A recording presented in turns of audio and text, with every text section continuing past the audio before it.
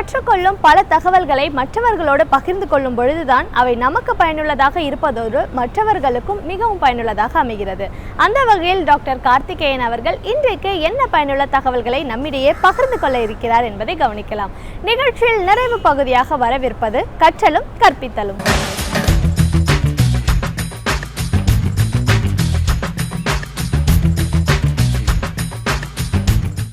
வணக்கம். இந்த வாரம் நம்முடைய நிகழ்ச்சியில் சென்ற வாரத்தின் தொடர்ச்சியாக வாடிக்கையாளர் உளவியல் அதை பற்றி பேசிகிட்ருக்கோம்.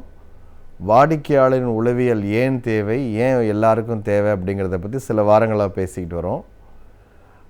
என்ன சொல்கிறோன்னா, வாடிக்கையாளர் மனசை புரிஞ்சுக்கணும் அப்படின்னா அதுக்கு ஒரு உளவியல் தேவைப்படுது. சம்மந்தப்பட்டவர்கள் எல்லாருக்கும் இந்த உளவியல் தெரியணும் அப்படிங்கிறத பற்றி சொல்லிக்கிட்டு வரேன்.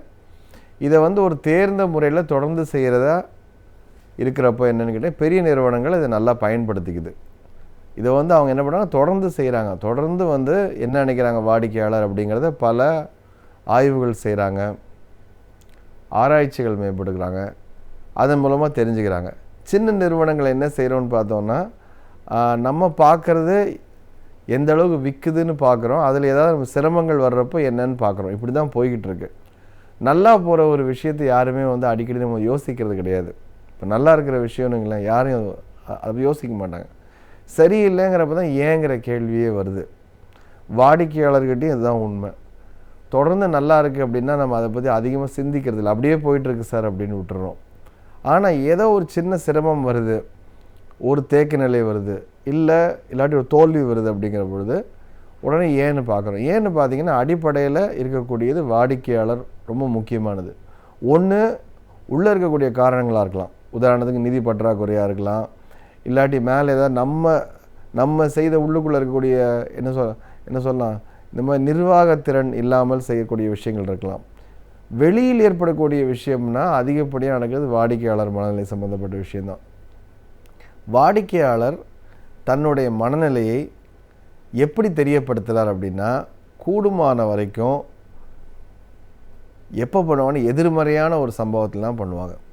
இப்போ நல்லா இருக்கிறவங்க, ஒரு ஃபோன் நல்லா வேலை செய்யுது அப்படின்னா யாரும் ஃபோன் கம்பெனிக்கு ஃபோன் பண்ணி உங்கள் ஃபோன் நல்லா வேலை செய்யுது அப்படின்னு சொல்ல போனோம். ஆனால் ஒரு ஃபோன் வேலை செய்யலைன்னா உடனே நம்ம ஃபோன் பண்ணுறோம் சர்வீஸ்க்கு. ஸோ இப்போ என்ன சொல்கிறோம், சர்வீஸ்க்கு எப்போ போகுதுன்னு கேட்டிங்கன்னா, ஒரு தோல்வி அல்லது ஒரு ஏமாற்றம், இல்லை ஒரு சிக்கல், இல்லாட்டி ஒரு பிரச்சனை வரும்பொழுது தான். அப்போ என்ன செய்யணும்னு பார்த்தீங்கன்னா, அதிலிருந்து கிடைக்கக்கூடிய இந்த ஃபீட்பேக்குன்னு சொல்கிறோம் பார்த்தீங்களா, அதுதான் ரொம்ப முக்கியமான விஷயம். நம்முடைய வாடிக்கையாளரிடமிருந்து நமக்கு வரக்கூடிய ஃபீட்பேக் லூப் என்னென்னு பார்க்குறோம். என்ன மாதிரியான விஷயங்கள் அப்படின்னா, சர்வீஸ் சம்மந்தப்பட்ட விஷயங்கள் கிடைக்கும். சர்வீஸ் பற்றி அவங்களுக்கு எதுவுமே இல்லைன்னா அப்போ நல்லா திருப்தியாக இருக்காங்களா அப்படின்னா அதுவும் சொல்ல முடியாது. அதாவது அதிருப்தி உடனே தெரியும், திருப்தியாங்கிறது தெரியாது. திருப்தியும் இல்லாமல் அதிருப்தி இல்லாமல் நடுநிலைமையில் நிறைய பேர் இருப்பாங்க. பரவாயில்ல, போயிட்டுருக்குது, ரொம்ப நல்லா இருக்குன்னு சொல்ல முடியாது அப்படின்னு. ரெண்டுத்துக்கு இடைப்பட்ட நிலை. இந்த நிலையை தான் போட்டியாளர்கள் பயன்படுத்திப்பாங்க. அதிருப்தி இருந்தால் தெரிஞ்சிடும். இப்போ நம்ம அதை கொடுக்கறதுல ஒன்று இது சரியாக இல்லை அப்படின்னா சட்டுன்னு தெரிஞ்சிடும். கொடுக்குறது சரியாக தான் இருக்குது, ஆனால் ஒன்றும் பிரமாதமாக இல்லை, அப்படியே இருக்குது, என்ன எதிர்பார்த்தமோ அப்படின்னா அதை கிட்டத்தட்ட மந்தத்தன்மைன்னு பேர். அந்த மந்தத்தன்மை தான் போட்டியாளருக்கு மிக மிக அருமையான வாய்ப்பு. ஏன்னா ஒரு சிக்கல் ஏற்பட்டவங்க உடனே நம்ம சரி செய்ய பார்ப்போம். உடனே நம்மளுடைய முழு கவனம் என்ன வாடிக்கையாளர் மேலே போகும், அவங்கக்கிட்ட பேசுவோம், எல்லாம் செய்வோம். எதுவுமே அவங்கக்கிட்டேருந்து வரல, தொடர்ந்து அவங்க வாங்கிக்கிட்டே இருக்காங்க. டேக்கிங் இட் ஃபார் கிராண்டட்னு நம்ம சொல்லுவோம் ஆங்கிலத்தில். அவங்க தானே அப்படிங்கிற ஒரு எண்ணம் வந்துடும். இத்தனை வருஷமாக பண்ணுறாங்களே. அதுவும் பார்த்திங்கன்னா ரொம்ப காலமாக இருக்கக்கூடிய நிறுவனங்களுக்கு இது ஒரு சிக்கல். எத்தனை வருஷமாக நம்ம பண்ணுறோம், நமக்கு தெரியாதா, அவங்கள பற்றி நமக்கு தெரியாதா, இத்தனை வருஷமாக நம்ம கூட தான் இருக்காங்க, இனிமேல் எங்கே போவாங்கன்னு. பெரும் தோல்விகள் நிகழ்ந்தது எல்லாமே இந்த மனநிலையில்தான். நம்ம விட்டு எங்கே போக போகிறாங்கன்னு நம்ம யாரை நினைக்கிறோமோ அவங்கள உதாசீனப்படுத்த ஆரம்பிக்கிறோம். கண்டிப்பாக போக மாட்டாங்கிற நம்பிக்கையில் நம்ம என்ன செய்கிறோன்னா, பல விஷயங்கள் அவங்களுடைய அடிப்படை தேவைகளை கவனிக்காமல் விட்டுறோம். அந்த சமயத்தில் ஒரு போட்டியாளர் உங்களை விட சற்று அதிகமாக கவனம் தரும் பொழுது அது என்னன்னு பார்க்குறதுக்காக வாடிக்கையாளர் பின்பக்கம் திரும்புகிறாங்க. இன்றைக்கு நல்லா நீங்கள் ஒன்று கவனிங்க, விசுவாசம் என்கிற வார்த்தை குறைந்து கொண்டே வருகிறது எல்லா இடங்கள்லையும். அடிப்படையாக எல்லா இடத்துலையும் போனதை வாடிக்கையாளர்கிட்ட மட்டும் நீங்கள் எதிர்பார்க்க முடியுமா? இப்போ நம்மளே 30 வருஷம் முன்னாடி போட்ட சோப்பு இன்றைக்கி போட்டு குளிக்கிறோமா? அப்போ நம்ம என்னென்னலாம் பிராண்டை பயன்படுத்தணும், இப்போ என்னெல்லாம் பிராண்ட் பயன்படுத்திகிட்டு இருக்கோன்னு பாருங்கள். எவ்வளோ தூரம் மாறி வந்திருக்கோன்னு தெரியுது. அப்போ இப்போ இருக்கக்கூடிய இளைஞர்கள், இப்போ இருக்கக்கூடிய குழந்தைகள் என்ன எதிர்பார்ப்பாங்கன்னா, உடனடியாக எது கவர்ச்சிகரமாக கிடைக்கிற விஷயங்களுக்கு நோக்கி போகிறாங்க. அப்போ என்ன ஆகுதுன்னா, எல்லா இடத்துலையும் என்னென்னா, இது அந்த லைஃப் சைக்கிள்னு சொல்கிறோம் பார்த்தீங்களா, அது வந்து குறைஞ்சிட்டே வருது. இன்றைக்கு ஒரு இது நான் ஆய்வை படித்தப்போ சொன்னாங்க, முன்ன வந்து ஒரு சராசரியாக ஒரு நிறுவனத்துக்கு 50 ஆண்டுகள் தாக்கு பிடிக்கும்னு இருந்தால், இன்றைக்கு அதனுடைய சராசரி வயது 18ஆக குறைஞ்சிருக்குங்கிறாங்க. அப்போ என்ன அர்த்தம்னு கேட்டிங்கன்னா, ஒரு நிறுவனம் தொடர்ந்து தாக்கு பிடிப்பது என்பதே இன்றைக்கு இருக்கக்கூடிய தொழில் சூழலில் ஒரு சிக்கலான விஷயம். அதில் உங்களுடைய பொருட்கள் தாக்கு பிடிக்கணும்னா ரொம்ப காலம் இருக்க போகிறதில்ல. தொழில்நுட்பமும் நிறைய மாறிக்கிட்டே வருது. நம்ம இன்றைக்கி கொடுக்கக்கூடிய ஒரு சேவை, இன்றைக்கி நம்ம கொடுக்கக்கூடிய ஒரு பொருள் சில ஆண்டுகள் தான் இருக்கும் அப்படிங்கிறது தான் இன்றைக்கு உண்மை. ஏன்னா நீங்கள் எதாவது நீங்கள் செய்ய ஆரம்பிக்கிறப்ப அதை விட நல்லதாக இன்னொருத்தர் செய்கிறாரு. அப்புறம் அதுக்கு போட்டியே நம்ம ஒன்று பண்ணுறோம். அப்போ நம்ம பொருளையும் நம்ம சேவையையும் நாமே அழிக்க வேண்டிய கட்டாயத்துக்கு உள்ளாகிறோம். அப்போ என்ன அர்த்தம்? ரொம்ப ஷார்ட் லைஃப் சைக்கிள் இருக்கிறப்போ எதிர்பார்ப்புகள் மிக அதிகமாக இருக்குது இருக்கக்கூடிய விஷயத்தில். முன்ன என்ன எப்படின்னா, ஒரு பொருள் வந்து 30 வருஷம் இருக்க போதுன்னு வச்சுக்கோங்க, அது என்னன்னு சொல்லி புரிஞ்சுக்கிறதுக்கே 2-3 வருஷங்கள் ஆகும்.